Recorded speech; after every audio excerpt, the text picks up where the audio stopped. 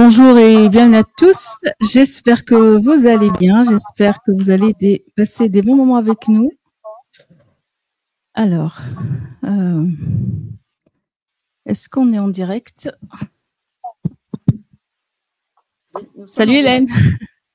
Super. Bonjour. Comment ça va Hélène? Très bien. Merci de m'accueillir. Alors, merci d'avoir accepté mon invitation. Alors, pour tous ceux qui arrivent actuellement, bienvenue à l'émission Inveniam, cette nouvelle émission qui est dédiée pour inspirer, pour présenter des parcours des entrepreneurs, des auteurs, des experts dans leur domaine. Voilà, pour partager des valeurs, pour aussi comprendre comment fonctionne l'entrepreneuriat, comment fonctionnent les personnes aussi qui ont des idées créatives, éviter certaines erreurs aussi pour ceux qui souhaitent débuter.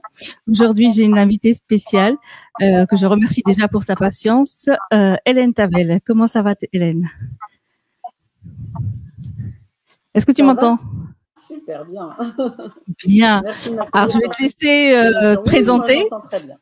Alors, comment je te présente? Entrepreneur, autrice, journaliste. Alors, moi, j'ai la double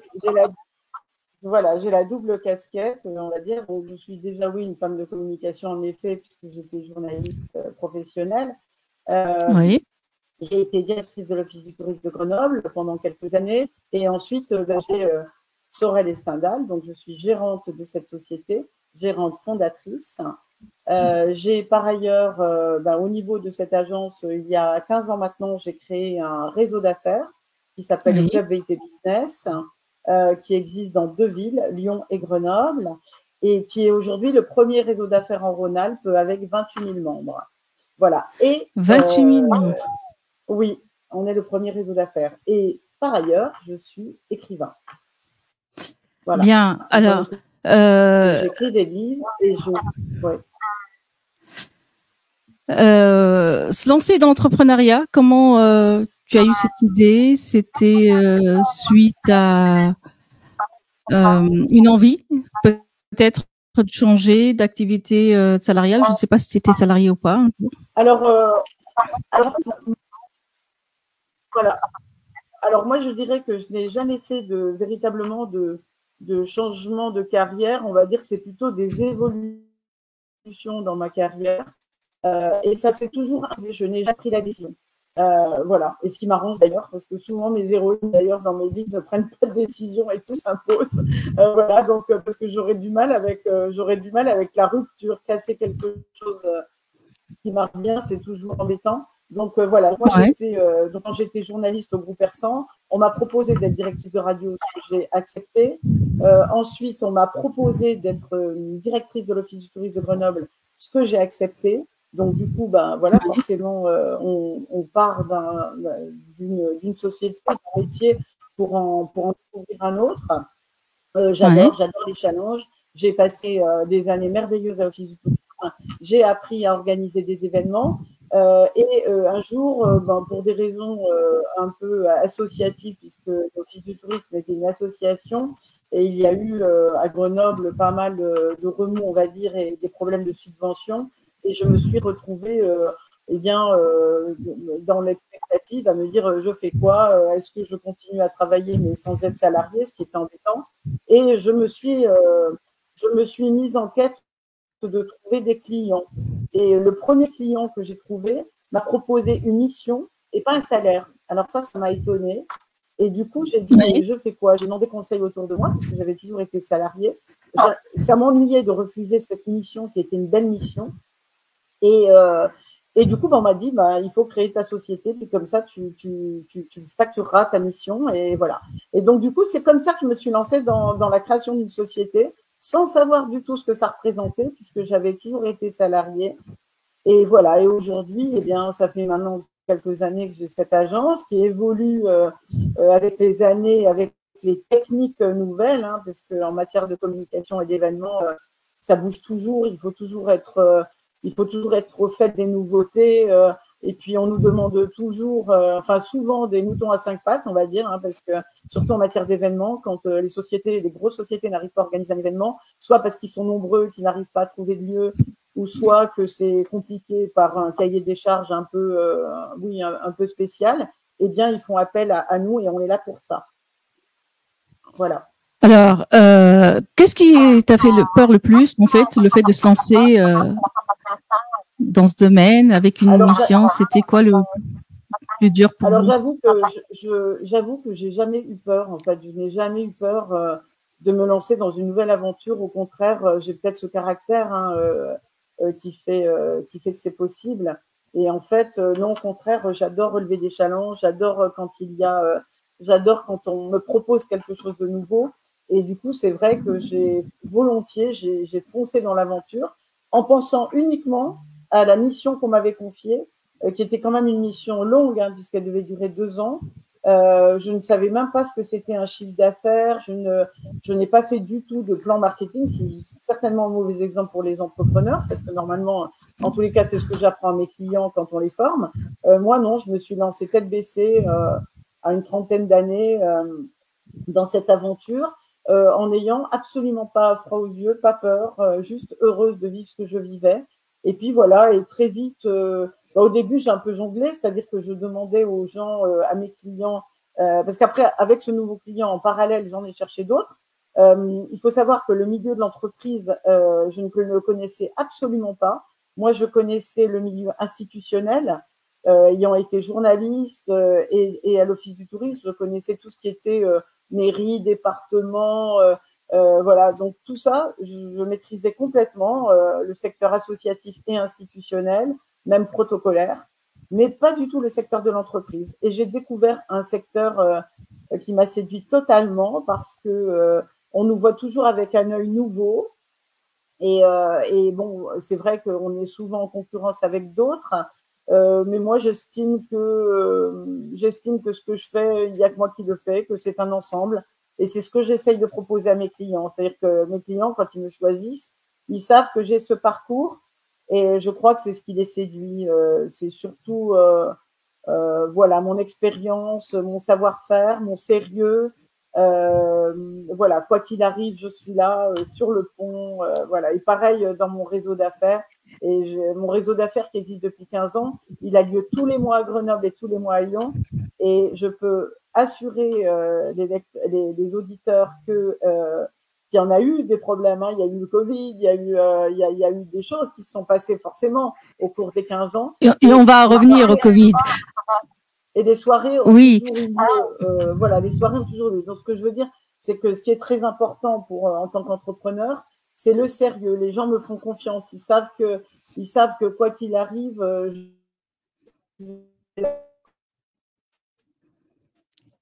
Bien. Alors, je t'ai perdu. Je ne sais pas si c'est un problème de connexion de ton côté, Hélène. Hélène, est-ce que tu es toujours là? Alors, je rappelle allô, allô? Hélène.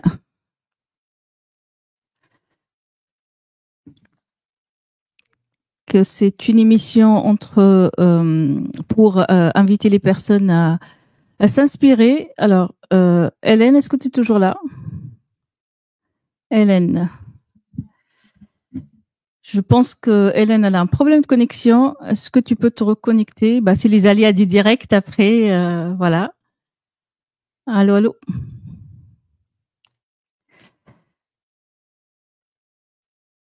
N'hésitez pas aussi à envoyer vos questions le temps qu'elle revient, Hélène. Hop.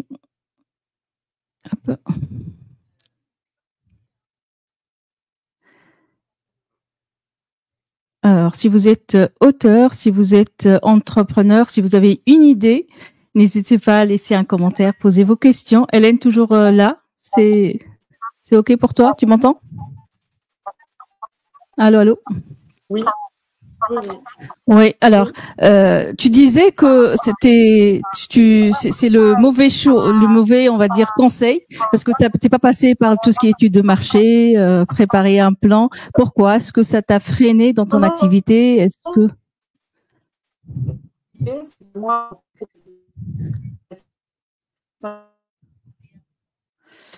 Hélène, alors est-ce que tu as un problème de connexion, Hélène? Je sais pas. De mon côté, ça fonctionne. Allô, allô? Alors, cher auditeur, hein, je compte sur votre bienveillance en tout cas. Et voilà, je vais profiter le temps que Hélène revient. Je pense qu'elle a un problème de connexion. De remercier Joseph Benedetto qui m'a énormément aidé. Je l'ai embêté ce matin. Il m'a aidé surtout à rétablir le problème de son. Sauf que voilà, il y a toujours des imprévus quand on fait des lives. Hein. C'est la connexion, j'imagine. Donc, on attend Hélène qu'elle va revenir certainement rapidement. Je vais profiter pour parler un petit peu d'Hélène. Elle a un parcours vraiment séduisant. En tout cas, il est très inspirant. Hélène, rebonjour. Alors, je ne sais pas si tu as bien entendu ma question. En fait, tu disais que tu es le mauvais exemple pour les personnes qui les accompagnent. Le fait que tu n'as pas fait un plan, tu n'as pas Non, suivi, on va dire, les classiques de l'entrepreneuriat. Pourquoi? pas du tout. Je n'ai pas du tout dit que j'étais un mauvais exemple. C'est que j'ai un parcours singulier, dans le sens où ce n'est jamais moi qui ai décidé de changer de carrière. En fait, ça s'est imposé à moi puisqu'on m'a proposé des choses à chaque fois. Voilà. Et donc, c'est ce que j'ai expliqué dans mon parcours. Et c'est vrai que pour ceux qui écoutent, s'ils veulent changer de carrière, il faut qu'ils fassent tout ce qu'il faut, c'est-à-dire un business plan, une étude de marché, pour savoir déjà si ce métier va leur convenir, s'il y a de quoi faire au niveau chiffre d'affaires, etc. Moi, je n'ai pas fait ça puisque ça s'est imposé. Et puis j'étais, voilà, et à chaque fois, donc en fait, j'estime que j'ai pas vraiment changé de carrière, j'ai plutôt évolué à chaque fois dans ma carrière. Voilà. Je n'ai pas dit que j'étais un mauvais Super. exemple, j'ai dit que j'étais un exemple singulier. Voilà. Oui, je retire l'expression, j'ai mal interprété. Par rapport au milieu associatif, c'est quoi qui est différent entre ce monde et l'entrepreneuriat? C'est quoi la différence? Alors, rien à voir. Hein. Moi, j'ai découvert le milieu d'entreprise donc quand j'ai fondé mon agence de communication et d'événements Sorel et Stendhal. Le secteur institutionnel, eh bien, et le secteur associatif, c'est un ensemble de choses. Alors, à l'Office du tourisme, j'avais une équipe de permanents. J'étais directrice, salariée, et j'avais une équipe de permanents d'environ 12 personnes, un service comptable, etc. Donc, ça fonctionne, on va dire, ça fonctionne un peu comme une entreprise. Si ce n'est que moi, mon métier, c'était de vendre la ville, que je n'avais pas un chiffre d'affaires à faire. Il fallait juste équilibrer les subventions, le peu de recettes qu'on faisait, parce que c'était pas le sujet de faire des recettes, c'était la promotion de la ville. Et on n'a pas cet objectif qui est plus compliqué quand on a une entreprise, ce que je vois maintenant, c'est-à-dire d'avoir un chiffre d'affaires conséquent, qui évolue, qui ne baisse pas. Voilà. Et une association, eh bien, enfin, moi, en tous les cas, j'étais subventionnée par le département et le conseil général. À l'époque, ça s'appelait le conseil général. Et il fallait donc eh bien, présenter des dossiers et aller les soutenir. Voilà, j'assistais à des conseils d'administration, à des assemblées générales. Donc ça, il faut savoir s'adresser aux élus politiques. Il faut taper à des portes également. Ça dépend de quel niveau d'association on a, mais taper à des portes pour tous les ans renégocier ses subventions. Voilà. Après, moi, à l'Office du tourisme, j'avais affaire au maire, au président du département. Donc, au niveau du protocole, je connaissais absolument tout ça, alors ça, et les journalistes également. Donc tout ça, c'est le secteur institutionnel. Et je n'avais pas affaire à des gens, enfin des entreprises comme Schneider Electric, HP, Becton Dickinson, enfin toutes les entreprises que je connais actuellement et qui me font travailler, organiser des événements ou faire la communication. Alors, quelles sont les difficultés que vous avez rencontrées au début de les difficultés que tu as rencontrées au début de ton carrière, et est-ce que ce sont les mêmes aujourd'hui pour les entrepreneurs qui veulent se lancer, ou il y a eu d'autres difficultés qui se sont présentées entre-temps? Alors, forcément, il y a des difficultés. Il faut savoir que mon secteur, le secteur de la communication et de l'événement,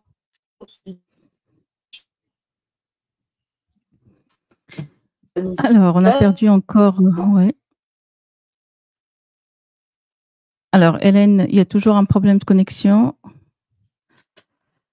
Alors, chers amis, c'est les aléas du direct. Hein. Donc, Hélène, est-ce que tu es toujours là? Est-ce que tu m'entends? Je rappelle que notre invitée, elle est entrepreneur, elle est autrice, elle a eu plusieurs récompenses aussi, elle a écrit plusieurs romans, et on va parler après de sa dernière, son dernier roman. Donc, restez avec nous, restez connectés. Je compte aussi sur votre bienveillance. Hein. C'est les aléas du direct. Il y a toujours, voilà, ces imprévus, la connexion qui n'est pas toujours au rendez-vous. Mais on est toujours là. On aimerait bien, voilà, plus découvrir sur ce parcours excellent, hein, et très inspirant. Alors, elle est toujours. Ouais, tu disais, Hélène, du coup, pour les difficultés. Oui, vous ne m'avez pas entendu pour les difficultés. Non, je disais que je ne sais pas, des difficultés, il y en a. Le secteur dans lequel je travaille, qui est la communication et les événements, est directement impacté par tous les problèmes qu'il peut y avoir d'ordre politique, économique et sanitaire, comme on a vu il n'y a pas longtemps. Et je pense que c'est une erreur, et c'est ce que j'explique à mes clients.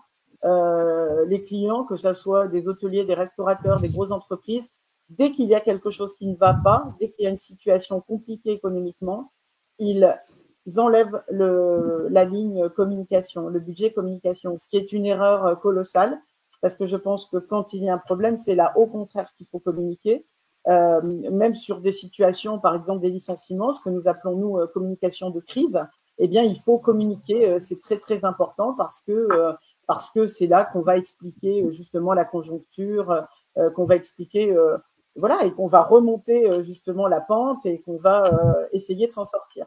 Mais hélas, on ne...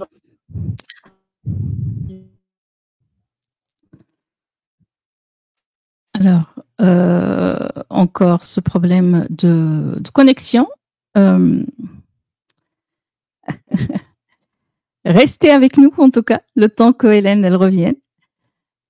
Donc, je rappelle à tous les personnes, tous les auditeurs, tous les amis, hein, n'hésitez pas à faire un partage, n'hésitez pas à nous suivre surtout. Je rappelle qu'on parle aujourd'hui d'un sujet très très important, hein, c'est faire le lien entre être auteur et business. Est-ce qu'il y a un lien direct? Est-ce que toujours un auteur peut être un entrepreneur, ou comment ça se passe? Comment il fait la promotion de son livre ou de ses livres, hein, ça dépend. Dites-moi si vous êtes auteur, si vous avez l'idée d'écrire un livre, si vous avez une idée de mettre en place un projet ou d'entreprendre tout simplement. Voilà. Inveniam, je rappelle, c'est une émission novice. C'est la première fois que je stream directement.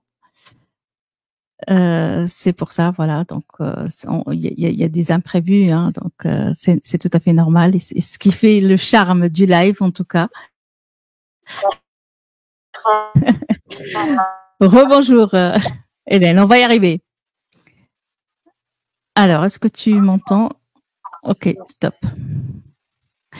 Hélène, si tu as des conseils aujourd'hui pour les personnes qui veulent se lancer, tu pourrais leur dire quoi? Déjà, je pense qu'il faut avoir une volonté hors norme. Hein. Il faut, je veux dire, moi, ce qui me surprend toujours, c'est les gens qui veulent, par exemple, ils sont salariés dans une très grosse entreprise et ils veulent tout d'un coup monter leur entreprise. Alors moi, je les alerte et je dis attention, c'est un challenge qui n'est pas évident, c'est pas du tout pareil. On n'a pas le salaire qui tombe à la fin du mois. Il faut tous les jours se remettre en question. Rien n'est jamais acquis. Pourtant, voilà, même quand on a, comme moi, beaucoup de clients, beaucoup de références, rien n'est jamais acquis. Il faut tous les jours se remettre en question. Et c'est facile, voilà. Souvent, on peut avoir tout souci. Alors, quand j'ai posé la question à Joseph, qui était mon invité, que je salue encore et je le remercie, il m'avait dit il faut avoir un bon matelas. Est-ce que tu confirmes ça, Hélène? Alors, on a perdu encore Hélène. Voilà, la connexion n'est pas au rendez-vous aujourd'hui. Mais voilà, vous restez avec nous. J'espère que vous n'allez pas ennuyer. J'espère que vous serez patient aussi.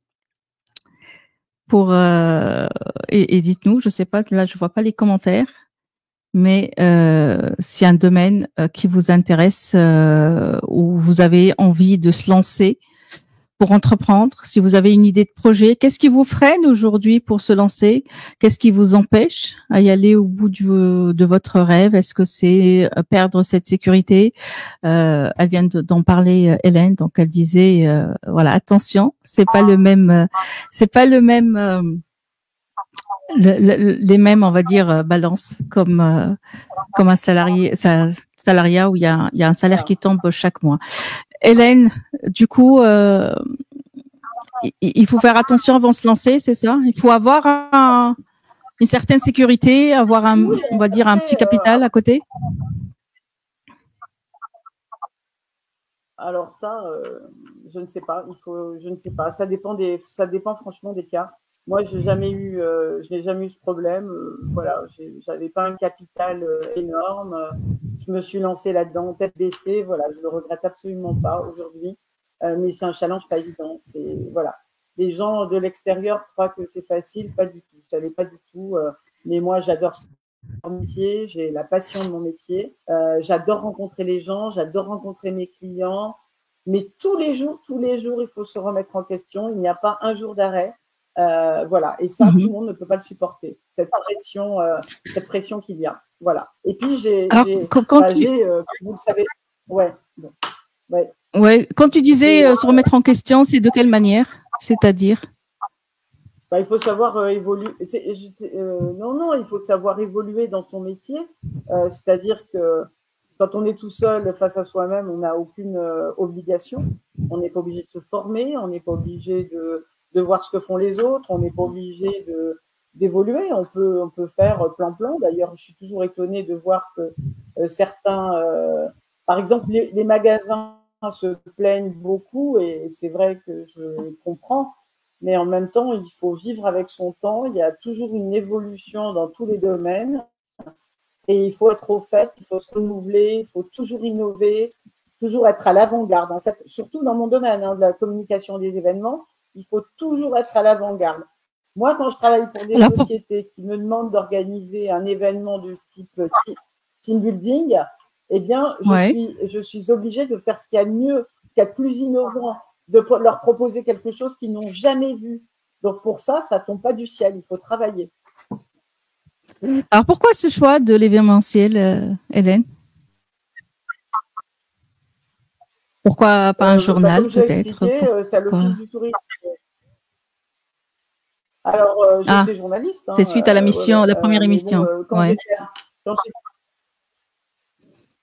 j'étais à l'Office du tourisme, j'ai appris à organiser des événements. Et du coup, très vite, les entreprises m'ont confié des événements organisés, sans doute parce qu'ils faisaient confiance à ce propos, et que du coup, voilà, je me suis lancée très vite dans l'organisation d'événements à haut niveau, parce que des fois, il m'arrive d'organiser des événements pour 2000 personnes sous chapiteau, donc c'est énormément de risques. Ça s'improvise pas comme ça d'un claquement de doigts. Donc voilà, donc non seulement il faut être innovant, mais il faut vraiment s'y connaître en termes d'organisation, en termes de sécurité. Voilà, sur la moindre erreur, vous pouvez fermer la boutique. Hein, même certains organisateurs d'événements peuvent même aller en prison pour des erreurs qu'ils ont commises. Voilà. Si un chapiteau s'écroule, carrément. par exemple, bah oui, Ouais. un accident de car, un chapiteau qui s'écroule, voilà, ça peut être de votre responsabilité. Donc, je veux dire, c'est pas comme ça, c'est pas boire l'événement, c'est pas l'événementiel, c'est pas boire du champagne toute la journée, c'est travailler beaucoup et c'est un vrai métier, c'est un vrai métier. Voilà. Et je déplore souvent que ce mot soit galvaudé. Il y en a beaucoup qui disent ah ben moi je suis bonne communicante, je sais organiser des événements parce que j'ai organisé je sais pas la communion de mon frère ou le mariage de ma fille ou alors que c'est pas du tout ça. L'événementiel déjà c'est bien comprendre la culture d'entreprise, ça va avoir un très bon relationnel. Après c'est étudier un cahier des charges, c'est s'y connaître énormément au niveau des normes de sécurité, etc. C'est s'entourer de prestataires sûrs. Et ça, c'est pas tombé du ciel non plus. Voilà, donc il y a un certain nombre de critères. Et donc l'événementiel, c'est un vrai métier. Et il faut pas dire comme ça, du jour au lendemain, je m'improvise event planner, on va dire. Donc ça s'improvise pas. C'est un vrai métier. Voilà. Et puis donc, je sais pas, mais ce que je voulais dire, c'est que j'ai mon métier, mais j'ai également mon activité d'écrivain qui me prend énormément de temps. Donc, si le sujet, c'était plus mes business, je pense que ça vous intéresse de savoir. Bien sûr. Voilà. Alors juste avant de parler de tes romans et ton carrière comme autrice, Hélène, comment tu as géré la période du Covid pour ton agence? Est-ce que tu as, t'as mis en place au début, ça a été au début, j'avoue que j'ai été contente. J'étais contente parce que j'étais épuisée. J'avais un rythme phénoménal au moment où c'est arrivé, où je dormais très peu. J'avais des événements qui se terminaient à 4 heures du matin. J'étais debout à 7 heures pour le suivi de mon agence. Donc, c'était très dur physiquement. Et quand c'est arrivé, je me suis dit, bah, c'est la première fois de ma vie que je ne vais rien faire. Donc là, j'ai apprécié. Et c'est là que j'ai commencé à écrire et à me dire, bon, j'avais déjà écrit des romans, mais je n'avais jamais édité. Et le premier jour du confinement, je me suis dit, je vais me lancer dans l'écriture d'un livre à fond, complètement. Et pour la première fois de ma vie, j'ai pu écrire toute la journée, éprouver ce plaisir intense que j'ai dans l'écriture. Et c'est comme ça que j'ai sorti Un amour de confinement, qui m'a permis d'être édité et grâce auquel je peux maintenant, je publie chaque année un livre et j'en suis aujourd'hui au 9e roman. Bien. Alors, voilà, tu as prévu de rien faire pendant cette période. Finalement, tu as accouché d'un beau livre, d'un beau roman. Voilà, en fait, je me suis mise à écrire. Quoi. Moi, de toute façon, j'ai toujours une idée tous les jours. Donc, je me suis mise à écrire et donc j'ai sorti Un amour de confinement, comme son nom l'indique, voilà ce livre. Un amour de confinement qui joue sur l'ambivalence entre est-ce que c'est une histoire d'amour pendant le confinement ou est-ce que c'est on aime le confinement ou est-ce que ça veut dire on aime le confinement? Et c'est un peu les deux. Ouais. Puisque mon héroïne, en fait, vit le confinement et elle vit une belle histoire d'amour grâce au confinement. Donc, et ça part bien du principe que moi, ce que je pense, c'est que quand on est dans les situations les pires, on peut sortir son épingle du jeu et on peut trouver un aspect positif à une situation de crise, en fait. Voilà. C'est un peu mon caractère. Alors, tu avais déjà écrit, mais jamais édité. Pourquoi tu n'as jamais pensé à éditer avant cette période de confinement et ce roman? Voilà. Alors, moi, j'avais déjà écrit 3 romans. Et du coup, j'avais notamment écrit Déborah, La rencontre interdite. Et du coup, on m'a sorti 4 romans en même temps. Donc, Un amour de confinement, Déborah, 4 qui est là, Échappée belle, qui est une série de nouvelles. Voilà. Et donc, j'ai sorti 4 livres en même temps. Et après, eh bien, ça a été magique parce que j'ai sorti un livre par année. Et donc, Le secret de Sarah m'a permis de me propulser dans et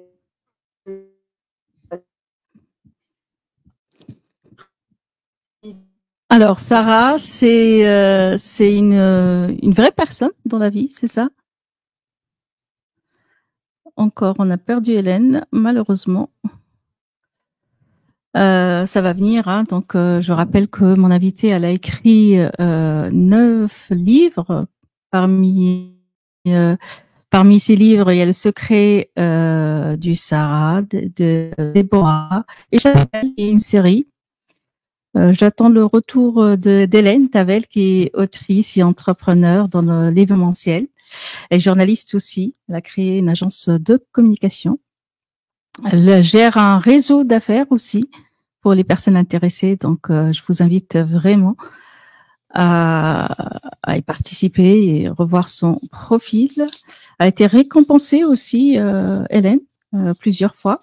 Elle a obtenu des prix. Donc, elle a mené une carrière en parallèle, hein, entre entrepreneur et autrice. Elle a reçu, comme je viens de dire, plusieurs récompenses pour ses contributions à la littérature et à l'entrepreneuriat.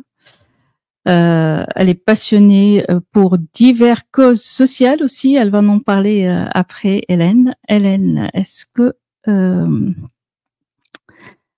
elle est là? Elle est là. Hop. Bon. Et du coup, Sarah, c'est une vraie personnalité. Le secret de Sarah, c'est une énigme tirée de faits réels à partir de la vie de ma grand-mère. Et c'est une énigme qui se déroule à l'heure actuelle, qui se passe à Lyon d'ailleurs, et qui nous entraîne dans l'Algérie des années 20 et même l'Allemagne nazie. Voilà. Et donc, c'est un roman qui a énormément de succès et qui m'a propulsée dans le rang, on va dire, des auteurs à succès. Et c'est ce qui a fait que, du coup, après, j'ai sorti un livre par an. Donc, Le Code Makeda, je les ai amenés, je les ai là. Voilà, Le Code Makeda, qui est un roman d'aventure à la recherche du temple de la reine de Saba, qui se déroulait en Éthiopie, donc. La danseuse disparue, qui est la saga de Betty Sinclair. C'est un thriller.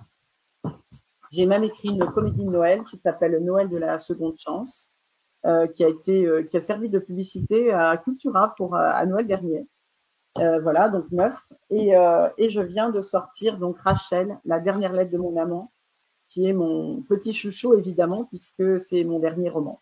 Voilà, c'est le 9e, hein, donc le 9e roman. C'est l'histoire d'un amour impossible entre une femme qui est juive orthodoxe et un architecte musulman. Alors, c'est surtout, au-delà de ça, c'est en fait, ce que je voulais décrire, c'est des Roméo et Juliette des temps modernes, c'est-à-dire que tout est interdit, ils ne doivent pas s'aimer, et en fait, ils s'aiment envers et contre tout, et contre tous les préjugés. Et voilà, et c'est un peu la bataille qu'ils livrent tous les deux, une bataille qui se déroule sur plusieurs années, puisque il y a 25 ans d'écart entre ce qui se passe aujourd'hui dans le livre et ce qui s'est déjà passé 25 ans plus tôt. Voilà. Alors, pourquoi tu as voulu mettre en lumière cette histoire qui est réelle? Alors, c'est une histoire vraie qui m'a intéressée, que j'ai lue dans un journal. Je me suis documentée et j'ai cherché un peu tout ce qui s'était passé. Et du coup, je l'ai adapté et surtout, je l'ai transposé à l'île de Paros. Je voulais à l'île de Paros que je connais, je voulais un décor paradisiaque pour justement contraster avec les difficultés que peuvent rencontrer deux personnes qui s'aiment et à qui on interdit de s'aimer. Ça pourrait être, c'est un exemple, c'est-à-dire une femme juive très religieuse et un musulman, mais ça pourrait être, je sais pas, un noir et une blanche, un asiatique, un chinois et une blanche. Ça pourrait être des gens, par exemple, avec des âges différents, une femme bien plus âgée que celui qu'elle aime. Voilà, c'est surtout ce qui m'intéressait, c'était comment on peut, au nom de l'amour, se battre contre les préjugés, en fait. Voilà, et réussir coûte que coûte à s'aimer, même si ça doit. Et que l'amour, des années. l'amour qui règne et qui lie à la fin. C'est Voilà, ça. C'est le trophée de l'amour. Ah, je ne parle jamais de la fin, il ne faut jamais révéler la fin d'un livre. Voilà, on va spoiler, surtout pas. Donc, ah bah oui, ce serait grave. Donc, non, simplement, bien sûr. C'est l'amour envers et contre tout. C'est surtout ça m'intéressait. C'était la bagarre, la lutte qu'on peut livrer. Donc, il y a dans mon livre, c'est un roman, hein, et dans mon livre, il y a à la fois un beau décor, donc un peu paradisiaque, comme je le disais, de l'île de Paros. J'ai perdu encore. Ouais. Quand ils marchent dans les rues, quand ils sont au bord de mer, dans les restos. Voilà. Alors, toutes les adresses que je donne, des bars, des restaurants, des hôtels, existent. On peut aller sur les traces de mon livre. Tout existe. Hein. Ça peut être comme un guide. C'est un guide touristique à la fois. Non, c'est pas un guide touristique. Alors, on va rappeler le titre, Hélène.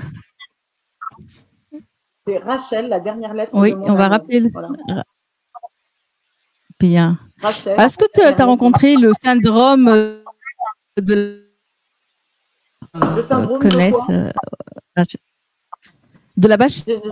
la page blanche? Alors, absolument pas. Je n'ai pas du tout l'angoisse de la page blanche. Quand je me lance dans l'écriture, je me lance, j'écris, j'ai cette chance d'écrire de manière facile. Ça me prend énormément de temps, bien sûr, mais de manière facile. Après, j'ai ma technique. Hein, pour le livre, donc dès qu'il y a un livre qui sort, maintenant, je me lance dans un autre livre. Il faut savoir que ça me prend 8 heures par jour. Donc, je travaille le matin pour mon agence jusqu'à 13 heures. À partir de 13 heures, je consacre ma journée à l'écriture. Donc, ça me prend 8 heures, et sans compter donc plus les week-ends et les vacances. Et donc, quand je me lance dans un thème, dans une histoire, j'écris sans arrêt. Je n'ai pas du tout l'angoisse de la page blanche. Alors, ma technique, c'est que je privilégie l'histoire d'abord. Donc là, par exemple, sur celui que j'ai écrit toute l'histoire. Ça fait environ 300 pages.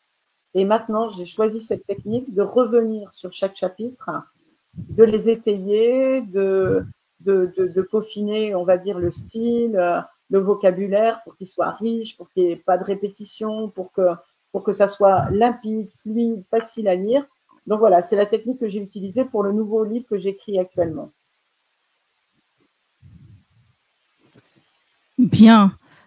Et du coup, comment tu fais pour rester focus, Hélène, pour ne pas être, on va dire, tu gères une entreprise, tu as une... Je suis une boulimique de travail, déjà. Je suis une boulimique de travail. Donc, je partage mes journées en deux. J'ai fait ça parce qu'au début, c'était au début de ma carrière d'écrivain, c'était n'importe quoi parce que je passais de l'écriture, j'avais envie d'écrire et puis tout d'un coup, j'avais un client qui m'appelait. Enfin, ça n'allait pas. Donc, du coup, je me suis dit, il faut qu'il y en a qui sont spécialisés dans la gestion du temps. J'ai un copain qui fait ça d'ailleurs. Et donc, du coup, j'ai partagé mes journées en deux. Donc, de 8 heures du matin à 13 heures, c'est mon agence et toute l'activité de ma société, de mes sociétés, même puisque j'en ai deux. Et à partir de 13 heures, c'est consacré à l'écriture. Ça, plus les week-ends et les vacances. La différence, c'est qu'avant, c'était 100% pour mon travail. Mais maintenant, comme j'ai mon équipe et tout, je peux me permettre de consacrer. C'est une question d'organisation, en fait. Voilà. Et ça j'adore ce rythme. Pour moi, c'est très réjouissant parce que d'abord, dans ma société, ça me dynamise. Tout le temps que je consacre à ma société, c'est 100%, donc c'est vraiment très, très jouissif, on va dire. Et quand j'écris, c'est pareil. Je me donne totalement à l'écriture, parce que quand on écrit, il faut pas du tout être perturbé par l'environnement. Hein. Il faut pas de téléphone. Moi, j'ai toute une ambiance dans laquelle je baigne quand j'écris. J'aime bien la musique, mais la musique plutôt classique, Chopin par exemple, donc une musique en toile de fond, on va dire. Quand je me lève, c'est pour aller me faire un café, un verre d'eau, après je reviens, ou un thé vert, après je reviens à mon ordinateur, mais pendant les 8 heures, je les consacre, je suis dans mon histoire. Je suis dans mon histoire, je suis surtout avec mes héros qui existent dans ma tête. Hein. C'est presque de la schizophrénie, puisque moi, mes héros, ils existent. Et quand j'arrête le soir à 8 heures, j'ai beaucoup de mal à les laisser, surtout quand je les ai mis dans une situation inconfortable. Par exemple, quand ils sont perdus dans le désert, comme dans le code Makeda, quand il y en a un qui est en prison, ou quand il y en a d'autres qui est dans un château hanté, comme dans Betty Sinclair, la danseuse disparue.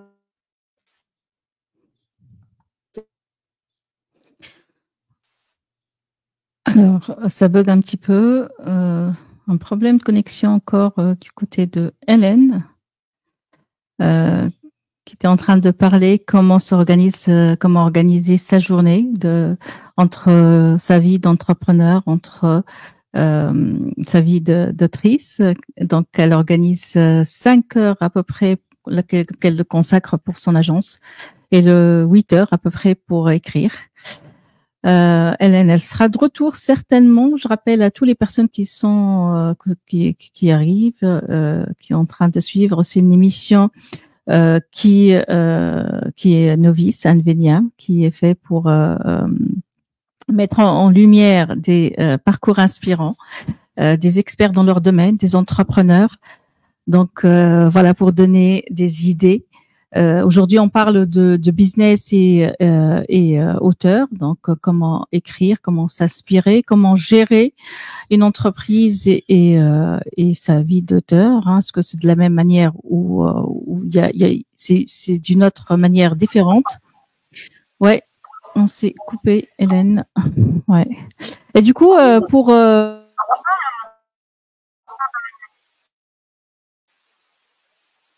manière que tu gères ton entreprise ou s'il y a une autre gestion différente, Hélène? Comme j'ai expliqué, moi je gère mon activité de la même manière. J'ai simplement une activité plus dense, quoi. C'est-à-dire que j'arrête jamais. Je fais 8h, 13h consacrées à mon agence. Évidemment, quand il y a des urgences, des soirées, etc., c'est prioritaire. Et puis l'après-midi, j'écris. Donc voilà. Donc non, c'est une gestion, c'est sûr, draconienne. Il faut pas d'arrêt, pas d'interruption. Voilà, ça demande un investissement total. Mais j'aime ça. Voilà, je suis passionnée par tout ce que je fais, à la fois mon agence et à la fois l'écriture. Et on le sent en tout cas. Mais est-ce que tu mets en place une stratégie pour vendre tes livres? Des stratégies spéciales, auteur. Oui, tout à fait. J'ai la chance d'avoir une agence de communication et d'événements que j'utilise pour mes livres. Alors, notamment, j'ai un site internet qui est régulièrement mis à jour, où il y a une boutique en ligne. On peut acheter mes livres sur ma boutique.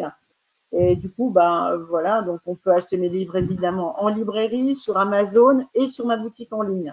Et du coup, je peux même les envoyer dédicacés, donc les gens adorent ça. Mon site internet, c'est hélènetavelécrivain.fr.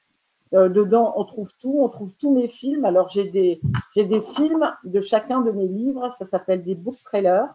J'ai la chance d'avoir quelqu'un qui a un grand talent qui me fait ces films. Donc, c'est une bande d'annonces, on va dire, qui présente mon livre comme une 4e de couverture. Ça ne déflore pas le sujet ni l'histoire, mais ça présente mon livre de manière attractive. Donc, sur mon site internet, il y a ça, il y a la boutique en ligne, donc acheter tous mes livres. Il y a les présentations, ma bio, il y a il y a l'annonce de mon actualité, toutes mes dédicaces, mes interviews. Donc, les gens peuvent me suivre. Il y a les photos des dédicaces également. Voilà, il est toujours mis à jour quasiment tous les jours. J'ai mes réseaux sociaux sur lesquels j'ai un Facebook Hélène Tavel, Hélène Tavel écrivain. J'ai un compte Instagram Hélène Tavel écrivain. J'ai un TikTok et j'ai LinkedIn également. Voilà, et qui sont mis à jour régulièrement. Il y a des posts quasiment quotidiens. Il y a X également, anciennement Twitter. Voilà, donc je communique énormément. Je fais des relations presse également, chose qui est facile dans mon métier, puisque ça fait partie de mon métier. Je suis attachée de presse de métier, j'ai un diplôme d'attachée de presse en plus de celui de journaliste. Donc, je fais des relations presse. Les couvertures, eh bien, comme celle de Rachel, c'est mon agence, c'est au niveau de mon agence, de mes graphistes. Donc, tout ça, c'est fait en interne.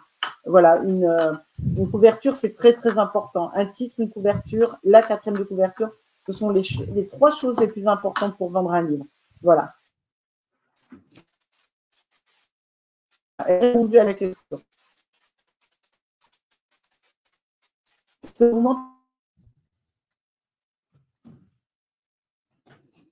Alors, on vient de perdre encore Hélène. C'est le problème d'Internet. Hein. Allô. On attend Hélène. Et donc, elle était, voilà, si vous voulez savoir plus sur l'activité d'Hélène, découvrir ses livres, n'hésitez pas à y aller sur son site internet, sur ses réseaux sociaux. C'est Hélène Tavel, hein, sur TikTok, sur YouTube, sur Facebook, sur Instagram aussi. Voilà, où vous allez mieux connaître son activité, les événements qu'elle organise aussi. Je rappelle qu'elle organise un événement une fois par mois. Les lundis notamment, si je me trompe pas. Alors, Hélène, j'espère que tu seras de retour. Donc, elle va se reconnecter. Je ne sais pas si vous avez des questions. En tout cas, mettez-moi un commentaire ou envoyez des messages privés. Dites-nous si le son il passe bien, l'image aussi. Je rappelle que c'est le premier streaming. Donc, je compte sur votre compréhension, votre bienveillance, sur votre soutien aussi pour soutenir cette émission.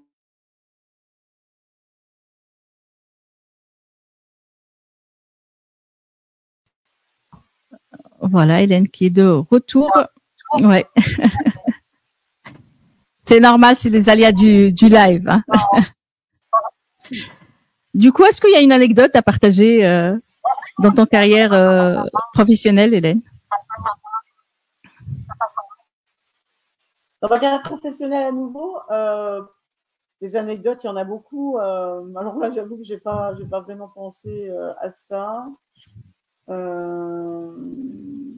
Voilà, comme ça, j'avoue, il a fallu que je me prépare. Des anecdotes, il y en a, je pense, sur chaque soirée. Est-ce que par rapport à ton dernier livre, tu as reçu des témoignages, des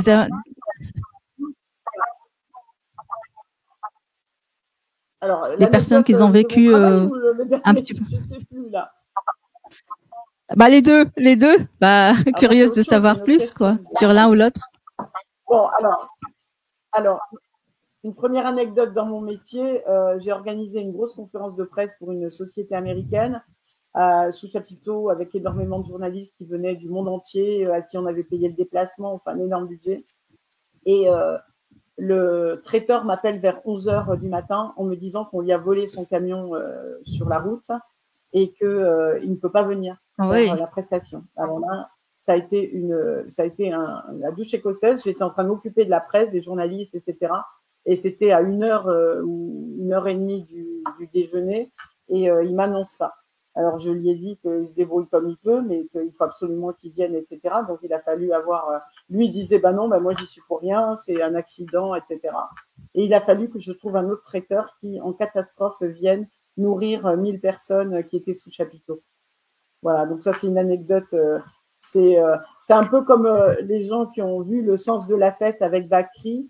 Je pense qu'ils comprendront ce que c'est que l'événementiel en regardant ce film qui m'a tué de rire, parce que c'est vraiment ce qu'on vit. C'est des situations de stress intense qui sont quasiment, on se dit c'est pas possible, cette fois on va pas s'en sortir. Et puis, hop, on trouve une situation de sortie. Voilà.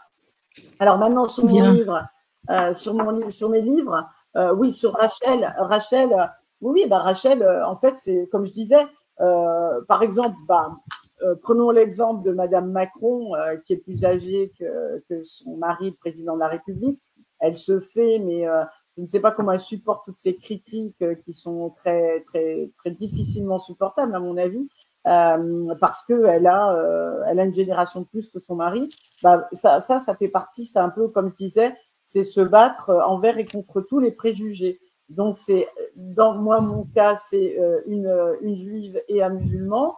Donc, c'est vrai que c'est deux races qui sont souvent mises en opposition, et deux religions surtout qui sont souvent mises en opposition, un peu des frères ennemis, on va dire.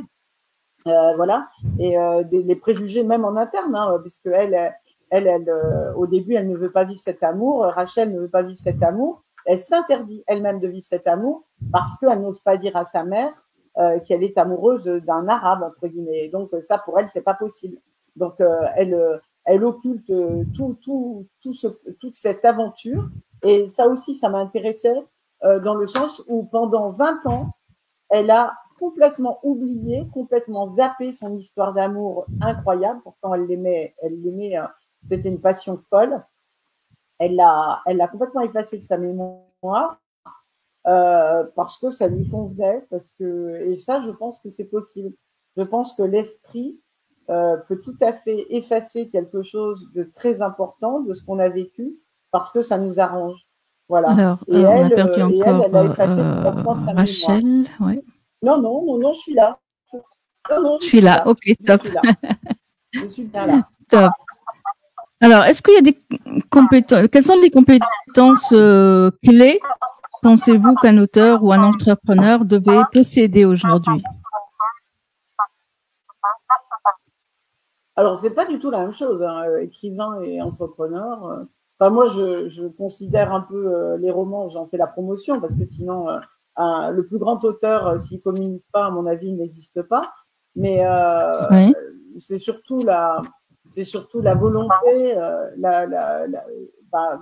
alors là, dans les deux domaines, c'est la volonté et être très travailleur, très, très boulimique de travail, ça c'est sûr. Il faut toujours se remettre en question, toujours vouloir innover, être curieux de tout, aimer les gens, aimer rencontrer, ne pas avoir froid aux yeux, ne pas avoir peur. Et puis surtout se remettre en question tous les jours et tous les jours travailler, se dire je ferai mieux demain.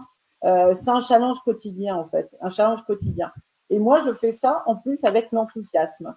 Je pense qu'il est très important d'être heureux dans ce qu'on fait, d'aimer ce qu'on fait, de le connaître, de se renouveler régulièrement. Et voilà, moi je suis toujours enthousiaste, quoi, même si parfois je manque de sommeil, parce que comme je le disais, il m'arrive de me coucher à 3h ou 4h du matin et d'être debout au travail pour 7h du matin. Ça demande de la pêche, hein, de l'énergie, mais voilà, mais la passion fait qu'on se transcende en quelque sorte. Et l'écriture, c'est pareil. Bien sûr. Est-ce que tu as... L'écriture... Oui. Oui. L'écriture, c'est... Non, est-ce que... Donc, je te laisse finir ta phrase. Non, je dis l'écriture, c'est pareil. Personne ne m'oblige à écrire chaque jour. Par exemple, moi, j'ai des amis qui me disent je vais à la piscine, ou je vais, là en ce moment il fait beau, ou je vais me promener, ou je vais faire du shopping, je vais faire les soldes. Moi, non, moi, je me mets devant mon ordinateur et c'est non-stop pendant 8 heures. Je ne cède à rien d'autre. Je suis très disciplinée. Donc, que ça soit au niveau de l'entreprise, au niveau de l'écriture, je pense qu'il faut une discipline. Il faut se cantonner à ce qu'on veut faire et ne pas en sortir. Et ça, c'est la plus grande difficulté. Voilà, donc c'est pas, tu as mis combien de temps pour écrire ce dernier roman? Alors, je mets, donc maintenant, hein, depuis que je suis passée au statut professionnel, je mets une année à raison de 8 heures par jour, plus les week-ends et les vacances. Voilà, donc on peut compter ce que ça représente en heures de travail. Les gens qui croient qu'on écrit un roman comme ça, en 2 secondes, si j'ose dire. Ce n'est pas du tout le cas. C'est pas possible. Pas possible. Voilà. Donc, c'est énormément d'heures de travail. Aujourd'hui, est-ce que on me demande souvent d'écrire un livre sur la vie de quelqu'un. Ouais. Et ouais, je crois qu'on s'entend pas toutes les deux. Donc, ouais. Oui, ouais, il y a un problème de coordination. Mais est-ce qu'aujourd'hui, avec l'intelligence artificielle, ça a accéléré les choses, ça aide à rénover, à peut-être être plus créatif dans l'écriture ou pas? Qu'est-ce que tu en penses de ce nouveau outil, alors là, Hélène? j'en pense rien du tout. Non, je n'en pense rien du tout. Moi, j'écris comme avant sur mon ordinateur. Histoire. D'accord, donc tu préfères le style classique.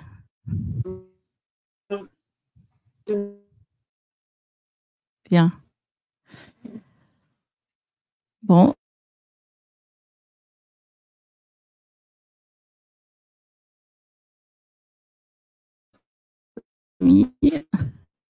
Alors, elle sera de retour en tout cas, Hélène. Il est 12h30. Si vous êtes à table, je vous dis bon appétit. Dites-moi aussi ce que vous en pensez de cette émission en stream. Voilà, il y a toujours certainement un moyen d'amélioration, des axes d'amélioration, c'est certain. Là, vous avez constaté, les lives, c'est pas évident. Il y a toujours soit un problème technique, soit un imprévu, soit un problème de connexion, mais on fait avec, on gère. Et bah voilà, hein, c'est comme dans l'entrepreneuriat, c'est la persévérance, c'est l'assiduité, ne pas lâcher. Voilà. Si vous avez l'habitude de streamer aussi, laissez vos astuces, vos techniques, comment vous faites, dites-nous comment ça se passe aussi pour ce que vous mettez en place pour votre entreprise. Si vous êtes en train d'écrire un livre, est-ce que vous utilisez l'intelligence artificielle ou pas? J'attends Hélène, voilà, pour finir l'émission. Il nous reste quelques minutes, juste le temps de voir si elle a des nouveaux projets, quel est le prochain événement qu'elle organise, quand et à quel lieu, la date aussi. Voilà.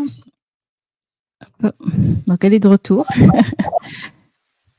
Alors, je disais, Hélène, tu as un nouveau projet ou pour l'instant Je suis en train d'écrire mon prochain livre qui sera le tome 2. Donc après voilà, la danseuse disparue est destinée à être une saga. Donc ceux qui ont lu le premier livre, donc ce sera toujours la même héroïne. Donc c'est une saga dans le sens où c'est pas la suite, mais c'est un nouveau tome. Donc c'est toujours la même héroïne, Betty Sinclair. Donc il y aura Betty Sinclair, la danseuse disparue, et le deuxième tome ce sera Betty Sinclair avec un autre titre. Voilà, c'est probablement d'ailleurs, je le donne en scoop, Les Jardins de l'Oubli. Ah, voilà, super. Voilà. Tu proposes un accompagnement pour les auteurs, Hélène, ou pas? Est-ce que tu proposes un accompagnement pour les... Non, pas pour l'instant. Non, pas pour l'instant. Non, j'ai déjà beaucoup à faire. Je suis mes objectifs de manière égoïste, on va dire. J'écris pour moi et c'est vrai que je me consacre à ça. Voilà, je pense que là, on peut pas vraiment se disperser. Ça demande vraiment tellement de concentration, tellement. Là, moi, j'ai Betty Sinclair, elle vit avec moi. Betty Sinclair, elle existe. Je la décris, mais c'est presque ma copine, hein. Alors que c'est dans ma tête. Hein, donc, voilà. Ce que je disais, c'est presque de la schizophrénie parce que les personnages existent, moi, elle existe. Il lui arrive des choses. Alors là, j'ai une super idée sur le deuxième tome qui correspond un peu à cette idée.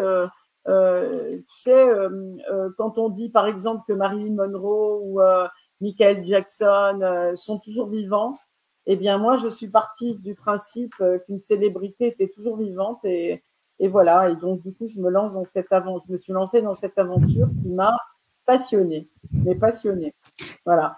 Donc j'en suis à la relecture là. Super. Alors, on m'a posé une question. Tu as parlé de ton organisation, hein, le premier temps pour ton agence, le 8 heures pour écrire. On m'a posé la question, comment tu fais, quand tu te reposes? Est-ce que tu as choisi un jour dans la semaine? Alors, Et comment tu gères ta vie personnelle aussi? Ouais, et ben non, non, je ne me repose pas. En fait, non, c'est schématique, mais le soir déjà, parce que la nuit, je n'écris pas. Contrairement à beaucoup d'auteurs, je n'écris jamais la nuit, je n'aime pas du tout. Moi, j'aime écrire l'après-midi à partir de 13h. J'aime pas écrire non plus le matin forcément. Donc le matin, je travaille et l'après-midi, j'écris, et les week-ends et les vacances. Alors, il m'arrive tout à fait de prendre une journée ou un après-midi de congé, bien sûr, hein, voilà, et heureusement, hein. Mais c'est vrai que j'accorde énormément de temps à mon travail et à l'écriture. Ouais, je travaille beaucoup. Ouais. Quelles sont tes sources d'inspiration pour écrire 420 pages et plusieurs livres? De quoi tu te nourris à part les faits réels et les histoires vraies? Je me donne des challenges déjà parce que naturellement, j'écrirais des romances. Alors là, les romans d'amour, c'est ma passion. J'écrirais ça toute la journée de manière limpide, fluide, etc. Et je me suis donné des challenges puisque j'ai écrit une énigme, un roman d'aventure avec le code Makeda, un thriller avec La danseuse disparue, une comédie de Noël avec le Noël la seconde chance, un drame romantique avec Rachel, La dernière lettre de mon amant. Là, donc, c'est le tome 2 du thriller, donc c'est à nouveau un thriller. Donc, je ne sombre pas dans la facilité. Voilà, je me donne des challenges de me lancer dans des genres différents. Et la particularité, si j'ose dire, qu'on peut me donner comme écrivain, c'est que dans le même livre, il peut y avoir plusieurs genres littéraires. De l'histoire, des voyages, de l'amour, du suspense, voilà. Donc, dans le même livre, je mets tout ça, mais avec une dominante. Encore une fois, le Code Makeda, c'est un roman d'aventure, mais dedans, il y a de l'amour, voilà, des voyages, etc. Ça, pour moi, ça fait partie de la vie. Voyage, amour, histoire, suspense. Voilà. J'additionne tout ça, mais je donne un genre Tout ce dominant. qu'on aime. Et ben voilà, pour moi, c'est la vie, c'est ça. C'est ce que j'ai envie, en fait, quand les gens lisent. C'est pour ça les journalistes disent que j'écris dans le feel good. Feel good, c'est pas dans le genre, ça ne veut pas dire roman de gare facile. Feel good, c'est dans le sens donc, quand on lit mes histoires, on est bien après. On se sent heureux, comme au cinéma. Moi, j'aime aller au cinéma pour que ça me rende heureuse et bien, et pas stressée, et pas voilà. Je trouve qu'on a assez de stress comme ça dans la vie, dans l'actualité, pour s'en rajouter. Donc, je veux que mes lecteurs se sentent bien. Donc, c'est pour ça que c'est du feel good, comme on dit maintenant. Voilà. Mais encore une fois, je me donne des challenges. Alors, l'histoire, quand je termine un roman, j'ai ce qu'on appelle des sensitive readers. J'ai 3 personnes que je consulte. On se fait une sorte de brainstorming à nous 3. Et on me propose des choses, j'en propose également. Et ensuite, quand on se met d'accord, que je dis ah bah oui ça j'ai envie. Par exemple l'énigme du secret de Sarah, ça m'a toujours travaillé ce que m'avait dit ma grand-mère quand j'avais à peu près 14 ans. Et quand je me suis dit, tiens, je vais me lancer dans une énigme, j'ai tout de suite pensé à la vie de ma grand-mère. Et j'ai dit, bah, évidemment, ce qui me plairait, moi, c'est de parler de la vie de ma grand-mère, enfin, de sa jeunesse, quand elle avait 15 ans, et de ce qu'elle a vécu, qui est absolument incroyable, quoi, et digne d'un roman. Et du coup, bah, je me suis lancée dans cette aventure, mais que j'ai transposée à l'heure actuelle. Donc, c'est sa petite fille qui va chercher quel est le secret de sa grand-mère, Sarah. Et en l'occurrence, Sarah, c'est ma grand-mère.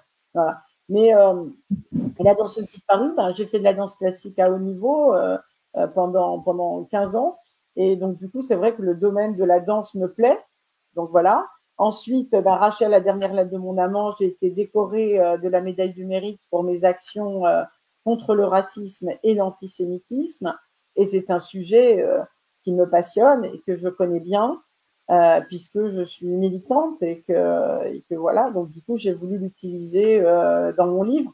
J'essaye d'utiliser quand même des choses que je connais, qui me sont chères, parce qu'encore une fois, c'est 50% du plaisir. Après, c'est de la technique, c'est du travail, etc. Mais il y a énormément de plaisir. Il faut que j'éprouve du plaisir à raconter une histoire. Par exemple, quand mes sensitive readers me demandent d'écrire me proposent des sujets qui sont d'actualité, qui sont vendeurs, entre guillemets, mais qui passent bien au niveau des critiques littéraires, de la grande librairie, par exemple, eh bien, il y en a beaucoup que je refuse parce que je n'ai pas envie d'écrire sur ces sujets-là. Voilà. Il y a des sujets qui ne me plaisent pas, ou alors que je vais mettre en toile de fond parce que ce sont des sujets d'actualité. Et en tant que journaliste, ça m'intéresse de traiter de tous les sujets d'actualité, mais je ne vais pas en faire le sujet principal. Voilà. Donc, c'est comme ça que ça se passe, en fait. Et après, quand je me lance dans l'idée, donc la première chose que je fais, c'est la couverture. Avant de me lancer dans la première ligne, je fais la couverture, ça me permet de me positionner dans l'histoire, dans les héros principaux. Le titre, je trouve le titre. Donc couverture, le titre, ensuite la quatrième de couverture.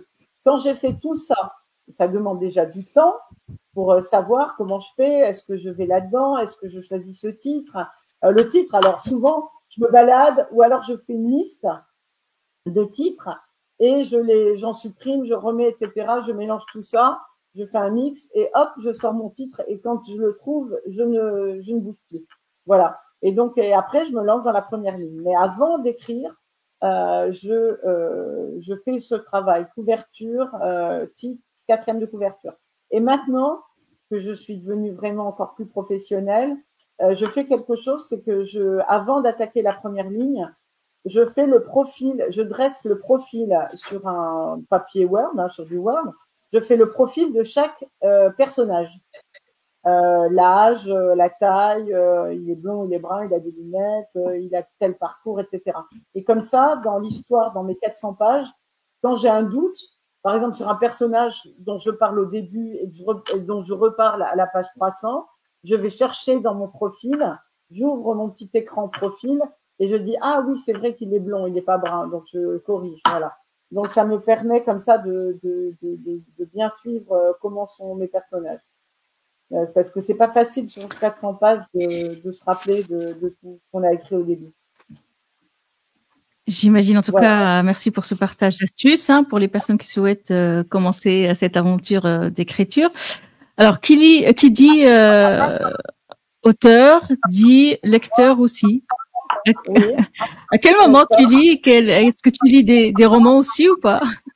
Ou tu as d'autres choix de lecture? Vous avez vu derrière moi, c'est chez moi, c'est ma bibliothèque. Je suis avant tout une lectrice, en fait. J'ai toujours dévoré les livres de mon plus jeune âge. J'ai commencé par Bibliothèque Rose, Bibliothèque Verte, Sœur Parker et Alice, la Comtesse de Ségur. J'ai lu la Bible intégralement plusieurs fois. Pour moi, ce sont des romans à part entière. Chaque histoire est un roman à part entière. Je pense que je fais partie des rares personnes à avoir lu l'Ancien Testament complètement plusieurs fois. Après, quand j'étais petite, je m'amusais à écrire sur un cahier. Ah oui, parce que j'adore les cahiers, moi. Alors, j'écris sur des cahiers Moleskine, comme celui-là, voilà, le cahier des écrivains. Et je m'amusais à recopier les chansons de mes chanteurs préférés, par exemple Johnny Hallyday, et je réécrivais les paroles sur une autre histoire. Par exemple, Que je t'aime, j'écrivais les paroles, et ensuite je m'amusais à réécrire ces paroles, mais avec une autre histoire, avec le même nombre de pieds. Voilà. Donc j'ai toujours lu Stendhal, évidemment. Stendhal, c'est Le Rouge et le Noir. J'avais 14 ans. Ça a été une révélation. Rebecca de Daphné du Maurier. J'ai lu les Daphné du Maurier, mais tous les Daphné du Maurier. Voilà, j'étais d'une famille nombreuse et j'ai des souvenirs magnifiques de mon enfance où on était tous très aimés, choyés par nos chers parents qui n'existent plus aujourd'hui, hélas, et qui ne sont plus de ce monde. Et maman que je viens de perdre il y a peu de temps, voilà. Et j'étais très très heureuse, mais n'empêche que j'aimais bien m'isoler dans ma chambre et lire et partir dans mon imagination. Et j'étais très littéraire déjà moi-même, notamment j'ai fait du français latin-grec. Hein, latin-grec, c'est quand même rare. C'est ce qui m'a permis de comprendre chaque mot, l'étymologie des mots et de ne pas faire de fautes ni d'orthographe ni de français. On essaye en tous les cas et je suis très très accro de ça. Voilà, des mots, de tourner les mots, des tournures. Et voilà, donc après, j'ai eu des auteurs comme ça que j'aimais bien, Daphné du Maurier, encore une fois, Stendhal, tous les auteurs du 19e, Lagarde et Michard, je les lisais, les relisais, Chateaubriand, même Ronsard, même les plus anciens, les autres siècles, Mignonne, Allons voir si la rose. Voilà, donc tous ces livres. En plus, alors après, je me suis mise à lire les contemporains. Au début, j'ai eu du mal. Et quand je me suis mise à lire les contemporains, c'est là que je me suis dit que je me suis enlevé ce complexe de me dire mais je ne pourrai jamais écrire comme Stendhal, c'est pas possible d'écrire aussi bien. Et voilà, après j'ai lu les Marc Lévy, les Musso, voilà, les auteurs contemporains et qui racontaient des histoires. Et j'ai vu l'écriture autrement. Et je me suis dit, ou Catherine Pancol, voilà, que j'aime, voilà. Et je me suis dit, allez, je peux me lancer dans l'écriture. Mais au début, je pensais pas avoir des lecteurs. Hein. Mais encore une fois, c'est après le confinement, quand j'ai édité Un amour de confinement, qu'on m'a dit, est-ce que vous avez déjà écrit d'autres livres? J'en avais écrit plein. Et j'en avais donc 3 qui étaient vraiment finis dans mon ordinateur, que j'ai pu publier en même temps. Mais j'ai toujours écrit, en fait, toute ma vie, j'ai écrit parce que j'ai besoin de raconter des histoires. J'ai une imagination qui est très fertile et voilà, raconter des histoires, ça a toujours été ma passion. Imaginer des personnages, des décors. J'adore les décors. Les décors, pour moi, c'est très important. Comme ma vie, hein. Moi, je vais très souvent dans les bars, dans les hôtels, dans les restaurants. Dans mon métier, je voyage énormément. Donc, tous les voyages que je fais, je les mets à profit dans mes livres. C'est pour ça que dans mes livres, il y a donc tout ça, amour, histoire, voyage, voilà, tout ça. J'essaye de mélanger tout ça et voilà. Et ton de dernier roman, donc tu invites les lecteurs à voyager à quelle île pour faire un petit rappel, Hélène. Rachel, la dernière lettre de mon amant, se déroule à l'île de Paros. Et donc, c'est le décor de l'île de Paros. Et c'est vrai que quand moi, je suis arrivée à l'île de Paros, j'ai posé ma valise. Donc, ce que je raconte pour Rachel, je l'ai vécu. J'ai posé ma valise et j'ai dit, c'est là que je vais passer le reste de mes jours. C'est-à-dire que j'avais vraiment l'impression que j'avais… tout le monde a un pays, hein, tout le monde a une ville, tout le monde a un pays. Et quand je suis arrivée là, je me suis dit ça, je me suis dit je repartirai plus jamais parce que c'est là que j'ai envie de poser mes valises. Alors évidemment, moi je ne l'ai pas fait puisque vous savez que je vis ou à Lyon ou à Grenoble, mais Rachel le fait. Jour. Voilà. Donc du coup, Rachel le fait. Et c'est ça qui est magnifique quand on écrit, c'est que je peux faire des choses à mes héros que moi j'ai rêvé de faire mais que je n'ai pas fait. Voilà. Peut-être prochainement. Et du coup, un rêve que tu n'as pas encore réalisé ou tu souhaites le réaliser un jour, Hélène? Alors, mon rêve, ce serait d'avoir une maison au bord de la mer et d'écrire. Et voilà. Et peut-être un petit hôtel, une chambre d'hôte un peu originale pour toujours rencontrer des gens. Voilà. Puis ça fait aussi partie de mon métier, tout ça. Voilà. Mais j'ai toujours des rêves, moi. Toujours. Voilà. En gros. Émission. Oui. Alors, je disais, merci pour d'avoir accepté mon invitation. C'est un plaisir, en tout cas. Tu as apporté beaucoup de valeur, en tout cas, et beaucoup d'astuces pour les personnes qui veulent se lancer dans cette aventure qui est l'entrepreneuriat et aussi l'écriture. Ils peuvent m'écrire sur les réseaux sociaux et je leur répondrai, Super. Que ce soit pour l'agence ou pour mes livres. Voilà. Donc, Hélène Tavel, écrivain.fr. Et oui. Super, c'est ce que je t'allais demander en tout cas. Et ton livre, on le retrouve sur Amazon aussi ou sur ton agence sur Amazon, on tape mon nom, où on trouve Rachel, la dernière lettre de mon amant, où on tape mon nom Hélène Tavel et on a tous mes livres. Voilà, Rachel, la dernière lettre de mon amant. pour ton club de business. L'idée, on n'a pas parlé du club du business, tiens. L'idée, c'était pour sortir de la solitude. Non, rapidement. C'est parce que je crois au réseau et je crois que on peut faire. Mon slogan, c'était faire des affaires en s'amusant, c'est facile. Je donne la possibilité aux gens de rencontrer en une soirée des tas de personnes qu'ils ne pourraient pas rencontrer dans la vie parce que ce sont des gens qui sont débordés. Et je pense qu'autour d'un verre, c'est plus facile de négocier que dans un bureau. Voilà, donc c'est pour ça que j'ai fait ça. Et comme j'avais une agence de communication et d'événements, je me disais, ben, je sais faire. Et bien, du coup, je me suis dit, allez hop, lançons-nous là-dedans. Et l'idée de départ, c'était de dire, je rappelle régulièrement mes clients. Eh bien, au lieu de les rappeler, je vais les inviter tous les mois dans un lieu. Et comme ça, ils sauront que j'existe encore. Et voilà. Et c'est comme ça qu'on arrive à résister 20 ans au niveau d'une agence de communication et d'événements. Parce que ça fait 20 ans quand même que j'ai cette agence. Oui, c'est une des stratégies. Voilà. Super. Merci encore. Merci à vous. À bientôt.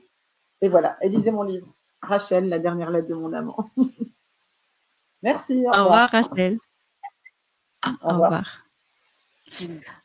Donc voilà, hein, c'est la fin. On arrive à la fin de cette émission. N'hésitez pas à laisser vos remarques, vos commentaires. Et à bientôt. Je vous retrouve la semaine prochaine avec un nouveau invité. Au revoir.